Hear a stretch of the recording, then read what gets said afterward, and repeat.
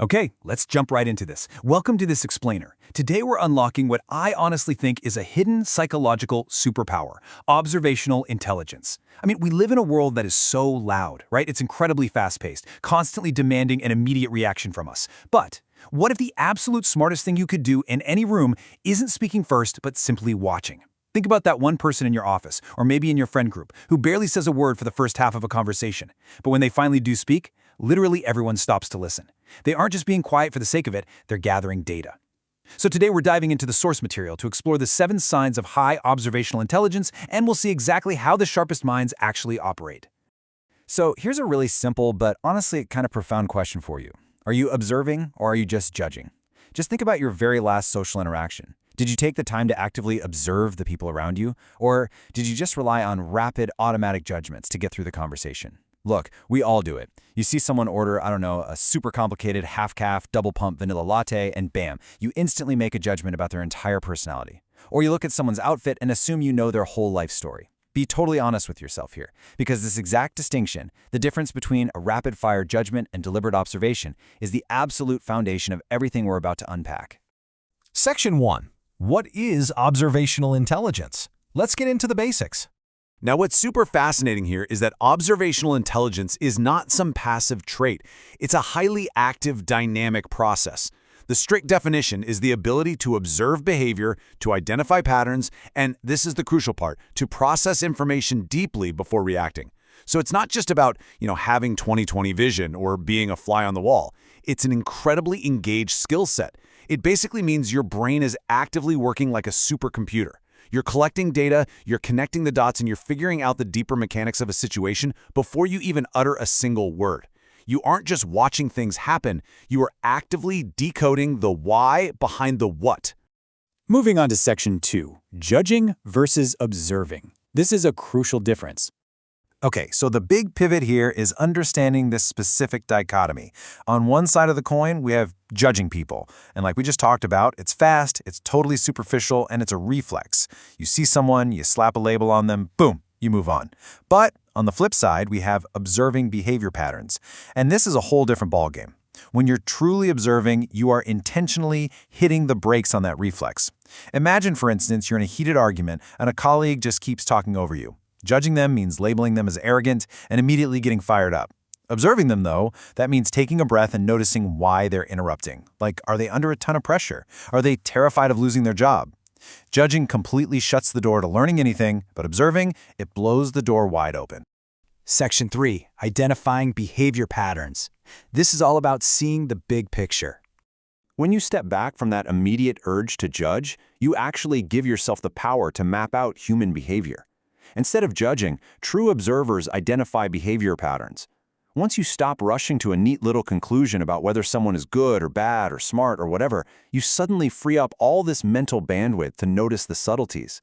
For example, maybe you pick up on the fact that your manager always deflects with a joke whenever the quarterly budget gets brought up.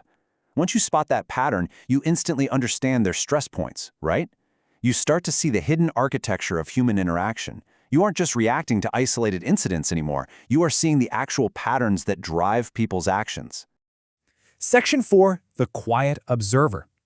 Let's look at the internal mechanics. I really want to slow down for a second here, because this sequence is absolutely vital to internalize. This is the real-time, chronological process of a quiet observer's brain in action. Step 1. Gather information through quiet observation. They just sit back. They listen. They absorb the tone of voice, the body language, the whole shebang. Step 2. Deep processing. This is where they identify those patterns we just talked about. They are actively sifting through all that raw data. And finally, Step 3. A measured reaction. So say you're in a super high-stakes client meeting that's rapidly going off the rails. The client is furious.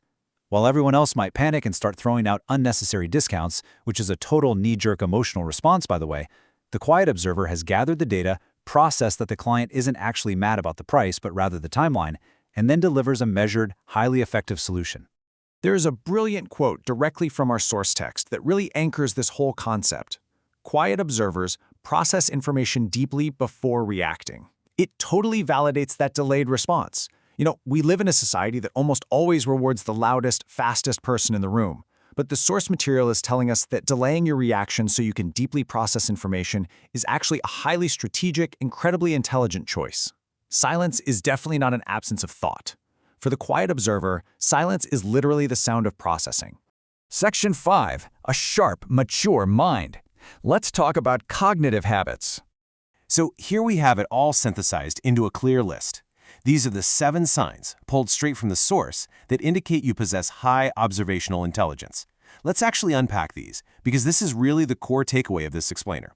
First up, identifying patterns. This means you aren't just looking at isolated events, you're connecting the dots over time so you can actually predict future behavior. Second, refraining from judgment. Honestly, this is probably the hardest step. It means suspending your ego and your own biases so you can just watch things exactly as they are. Third is deep processing. You aren't just swallowing data, you're actively asking why and digging into the root causes. Fourth, the delayed reaction. This is all about mastering that golden pause between a stimulus and your response. Fifth is maturity. That's the emotional regulation it takes to not let the chaos of a room infect your own headspace. Sixth, sharpness. When you finally do open your mouth, your insights are razor sharp because you saw everything everyone else missed while they were too busy talking. And finally, the 7th sign, quietness. Now actually scratch that. It's not shyness. It's a profound comfort in silence. You simply don't feel this burning need to dominate the airspace just to prove your worth. These aren't just 7 random traits, you know? They interlock perfectly to create this highly sophisticated way of interacting with the world. Ultimately, this entire method, choosing observation over judgment, taking the time to deeply process things before you react, it is a massive indicator of a sharp and mature mind.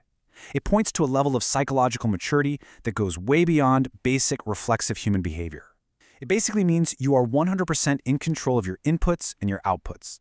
You aren't just a leaf getting blown around by the emotional wind of the room. You are the one studying the wind. So, I want to leave you with this final, kind of provocative thought to chew on long after this explainer is over. How will you use your observational intelligence in your very next social interaction? The next time you walk into a meeting, a party, or even just a casual chat with a friend, are you going to rush to judge, or will you choose to step back, process deeply, and be the quiet observer in the room?